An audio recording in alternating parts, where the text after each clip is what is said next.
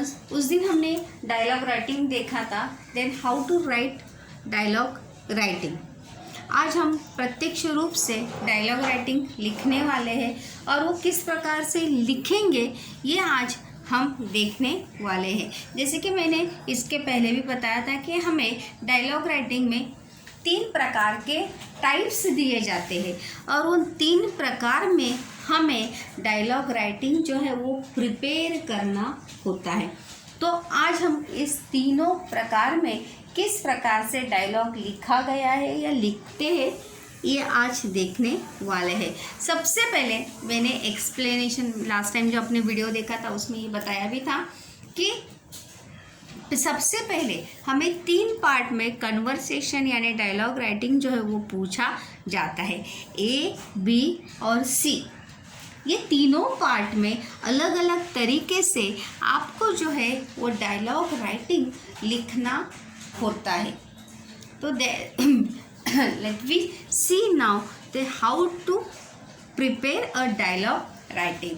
तो सबसे पहले हम ए पार्ट देखेंगे। Which part? A part. A part में जैसे कि मैंने पहले भी बताया था कि हमें क्या दिया जाएगा, prepare a dialogue from the jumble sentence. Jumble sentence यानी सेंटेंस का या वाक्यों का जो है वो क्रम चेंज किया होगा, ऑर्डर चेंज किया होगा। उस ऑर्डर को, उस क्रम को आपको सही क्रम से लगाना है। जैसे हम पहले उत्तर पूछते हैं, उत्तर बताते हैं क्या नहीं, पहले प्रश्न पूछते हैं फिर उसका उत्तर हमें मिलता है। तो उसी क्रम में हमें डायलॉग भी वहाँ पर प्रिपेयर करके लिखना होता है सही क्रम में। तो देखिए यहाँ पे सबसे पहले जंबल सेंटेंस हम देखेंगे। यहाँ पे नाम कभी देते हैं, कभी नहीं दिया जाता है। ए बी इस प्रकार से भी दिया जाता है, ज़्यादातर करके ए बी ही देते हैं।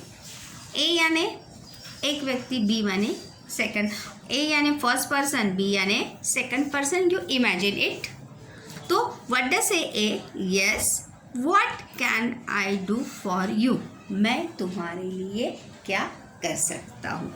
B, excuse me please. जैसे हम कहते हैं ना, हमें कुछ पूछना है, कुछ मालूम करना है, तो हम उस व्यक्ति से बात करने से पहले उसे बोलते हैं। A, why not, what are friends for? मतलब दोस्तों के लिए कुछ भी ज़रूर क्यों नहीं। B, can you help me to solve this?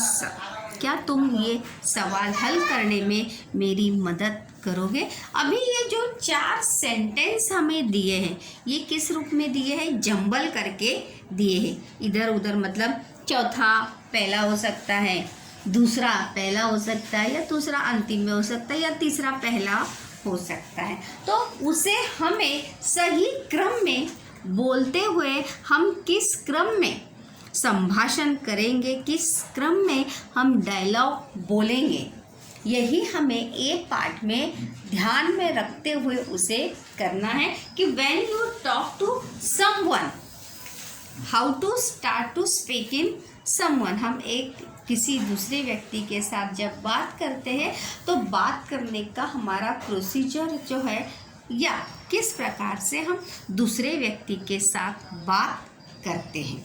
तो देखिए यहाँ पे मैंने उसका आंसर दिया है बी। पहले में क्या आएगा? Excuse me please. क्या आप मेरी, मतलब मुझे कुछ आपसे पूछना है, कृपया। एक्सक्यूज़ मी का अर्थ है। दूसरा क्या उत्तर देगा? Yes, what can I do for you? जी हाँ, बताइए मैं आपके लिए क्या कर सकता हूँ। What can I do for you? Do का मतलब है करना, फॉर मतलब आपके लिए। Yes, what can I do for you. इसी क्रम में, मतलब जिस क्रम में हम बोलते हैं, डायलॉग बोला जाता है या बातचीत या कन्वर्सेशन किया जाता है, उसी में हमें, उसी टाइप से हमें लिखना है या उसे बोलना है। ठीक है। थर्ड वन में आएगा, can you help me to solve this sum? क्या तुम मेरी ये सवाल हल करने में मदद करोगे क्या? Why not, what are friends for, दोस्तों के लिए मैं तुम तो मेरी दोस्त हो और दोस्त की मदद मैं ज़रूर करूँगा, क्यों नहीं, तुम तो मेरे फ्रेंड्स हो, मैं तुम्हारी मदद ज़रूर करूँगा। तो इस प्रकार से हमें जंबल सेंटेंस को सही क्रम में उस डायलॉग के प्रारूप में हमें 8 टाइप्स में हमें उसमें करना होता है। ये सभी चीज़ें जो है बच्चों ध्यान में, और ये आप कब कर सकते हैं, जब जैसे मैंने लास्ट वीडियो में भी आपको बताया था, when you know the word meaning and sentence meaning, जब आपको उस वाक्य का अर्थ पता होगा, उस सेंटेंस का जब अर्थ आप समझेंगे, तभी आपको डायलॉग लिखने के लिए आएगा। क्योंकि जब हमें सेंटेंस का अर्थ ही नहीं समझेगा, तब हमें पता चलेगा क्या कि पहला वाक्य कौन सा होना चाहिए, दूसरा वाक्य कौन सा होना चाहिए, तीसरा वाक्य कौन सा होना चाहिए और चौथा वाक्य कौन सा होना चाहिए। तो बेटर आपको सबसे पहले उस सेंटेंस का अर्थ समझ लेना ज़रूरी है बच्चों, क्योंकि जब हम अर्थ समझेंगे तो ज़रूर आप उसे बड़े ही आसानी से लिख सकते हैं। आया समझ में? आई होप आपको ए पार्ट जो है समझ में आया होगा। ए पार्ट में हमें prepare a dialogue for the jumble sentence, मतलब वहाँ पे वाक्यों का क्रम सही तरीके से लगाकर उसे किस प्रकार से लिखा जाता है, ये हम उसमें करते हैं। उसके बाद बच्चों बी पार्ट में देखिए क्या होता है। लास्ट वीडियो में ये सब बातें जो है यहाँ पर बताई गई थी कि किस प्रकार से उसको लिखते हैं, अगर ये आपको याद होगा तो। B, complete the following dialogue.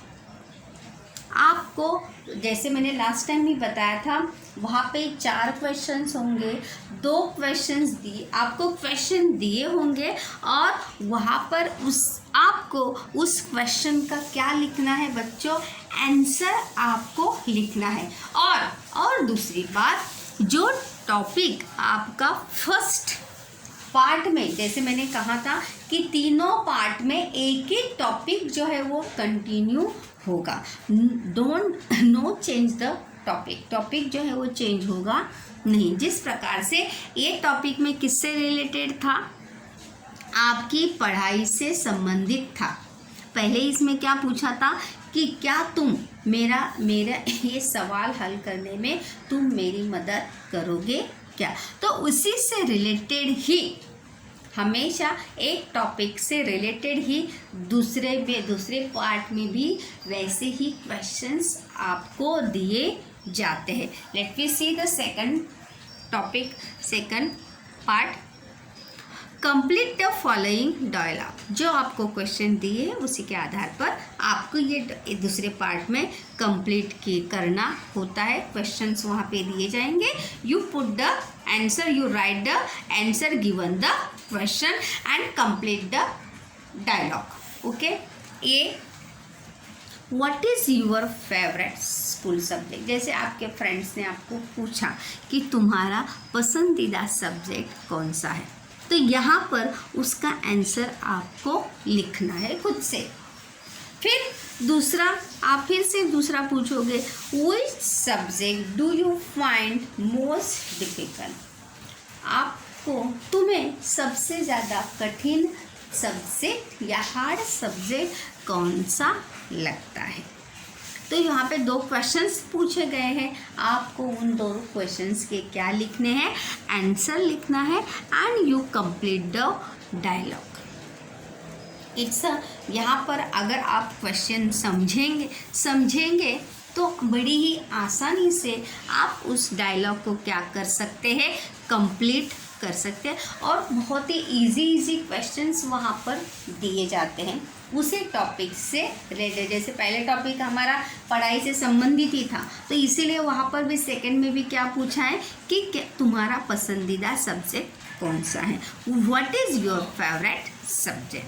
क्या आप आंसर दोगे, माय फेवरेट सब्जेक्ट इज या आई लाइक, जो भी आपका सब्जेक्ट होगा और favourite, then you give the answer now. Okay,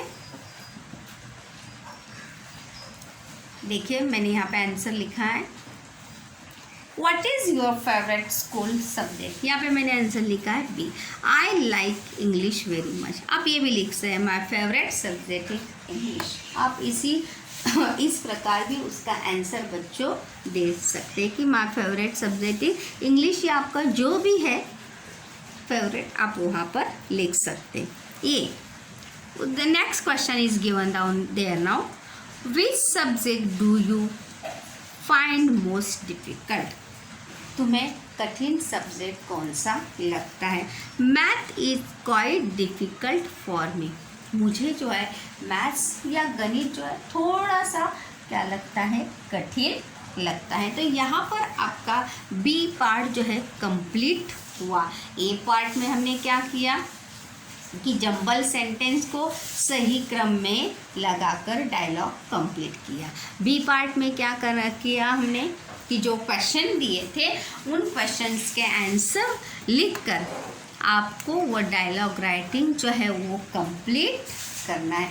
ये part and B part is very easy. जब वो इजी कब है आपके लिए, जब यू अंडरस्टैंड द मीनिंग, जब when you understand the meaning given the sentence.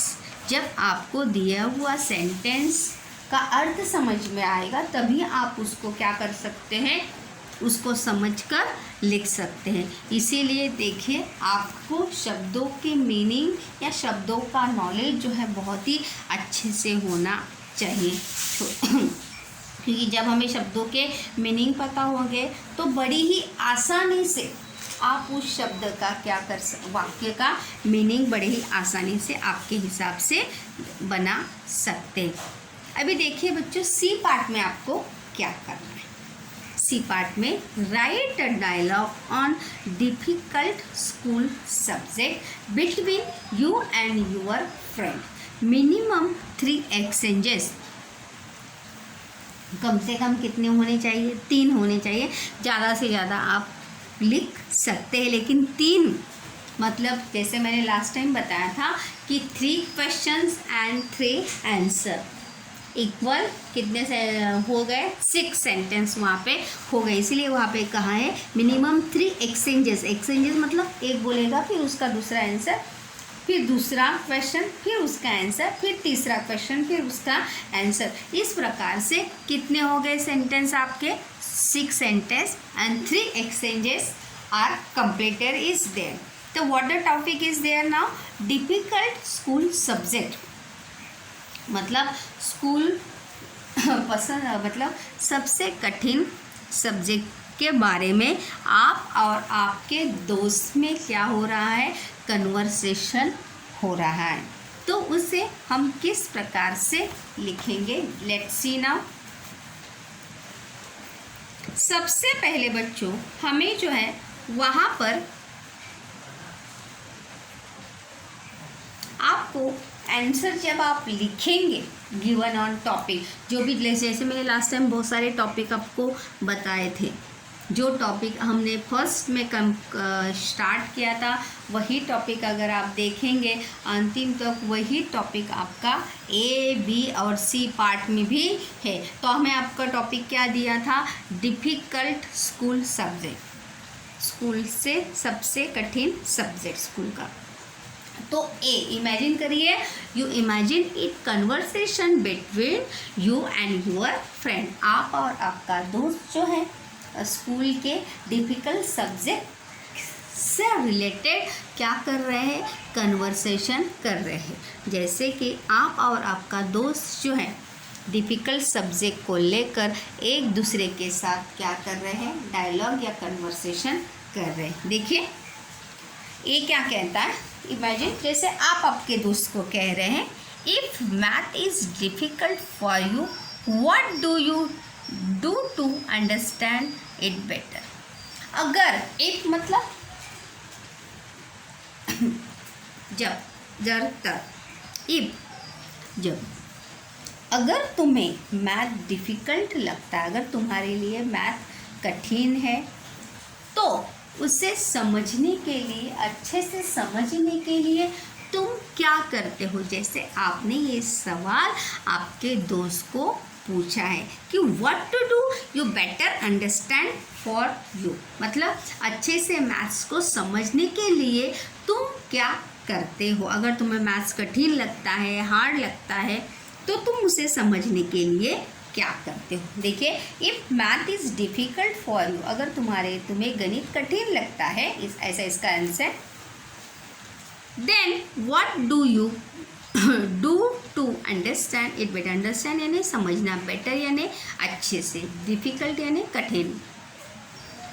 तो उस गणित को समझने के लिए, अच्छे से समझने के लिए तुम क्या करते हो। तो आप क्या जवाब दोगे उसका। B, I try to solve it again and again but I get confuse. I try to solve, try यानी प्रयास करना, सॉल्व यानी हल करना, अगेन यानी बार बार। I try to solve it again and again, मैं उसे बार बार सॉल्व करने का, हल करने का क्या करता हूँ, प्रयास करता हूँ। बट आई गेट कन्फ्यूज, लेकिन मैं क्या हो जाता हूँ, कन्फ्यूज हो जाता हूँ, मुझे फिर भी अच्छे से समझ में आता नहीं, ऐसा उसका अर्थ है। बट आई गेट कन्फ्यूज, लेकिन मैं क्या हो जाता हूँ, कन्फ्यूज हो जाता हूँ, मुझे अच्छे से समझ में आता नहीं। फिर से ये क्या बोलेगा, जैसे आपने फिर से उसे बताया, पूछा, I am quite good in maths but weak in English, can we help each other. Okay, आपका दोस्त मानो आपसे कहता है कि मैं किस में अच्छा हूँ, मैथ्स में अच्छा हूँ। आई am quite good in maths, मैं मैथ्स में थोड़ा तुमसे क्या हूँ, अच्छा हूँ या मैं अच्छा हूँ। बट वीक इन इंग्लिश, लेकिन मेरा इंग्लिश कैसा है, कमज़ोर है, या इंग्लिश में मुझे थोड़ी दिक्कत होती है। Can we help each other, क्या हम एक दूसरे की मदद कर सकते हैं क्या। बी कहता है, जैसे आप उसको आंसर दोगे, yes why not, it will be a great help for मी, क्यों नहीं, ये मेरे लिए बहुत ही अच्छा होगा कि तुम मेरी मदद करोगे, मतलब मैं तुम्हारी मदद करूँगा और तुम मेरी मदद करोगे, मतलब मैं तुम्हें इंग्लिश में हेल्प करूँगा और तुम मेरी किस में हेल्प करोगे, मैथ्स में हेल्प करोगे। ये कहता है, that's really a good idea, ये बहुत ही अच्छा विचार है। थैंक्स अ लॉट, बहुत सारा धन्यवाद हेल्प करने के लिए। B, you are welcome but no thanks and excuse in friendship, लेकिन जैसे हम कहते हैं दोस्ती में, no sorry no thank you, इस प्रकार से no sorry no thank you, तो इस प्रकार से वो भी अपने दोस्त को कहता है कि धन्यवाद कहने की कोई आवश्यकता नहीं है, क्योंकि एक दोस्त ही दूसरे दोस्त की क्या करता है, मदद करता है। इसी प्रकार से जो आपको टॉपिक दिया होगा बच्चों, उसी को समझकर आप अपने हिसाब से you make a sentence in simple way, छोटे छोटे रूप से, छोटे छोटे तरीके से आप क्या बनाइए, सेंटेंस या क्वेश्चंस बनाइए। वहाँ पर देखिए कि अगर आप वहाँ पर कन्वर्सेशन में या डायलॉग राइटिंग में क्वेश्चन पूछने को आना, ये बहुत ही ज़रूरी है, क्योंकि अगर यहाँ पर अगर देखा होगा, देखो यहाँ पे पहला क्वेश्चन है, फिर उसके बी में क्या है, आंसर है, फिर यहाँ पे क्या है, क्वेश्चन है, फिर यहाँ पे क्वेश्चन, मतलब इस प्रकार से अगर आपको क्वेश्चनिंग करना आता है तो आपको डायलॉग राइटिंग जो है बहुत ही अच्छे से आपको लिखने को आ सकता है।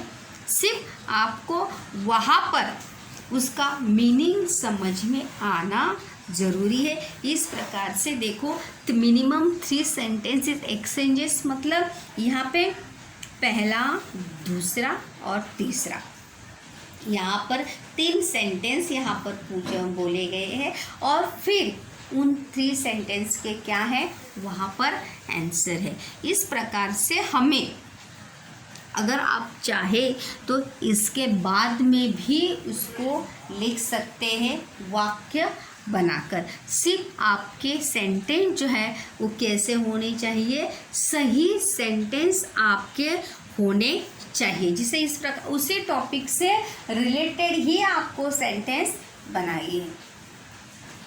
जैसे मैं बताती हूँ, आगे देखिए। इफ़, जैसे यहाँ पर if math is difficult for you what do you do to understand it better.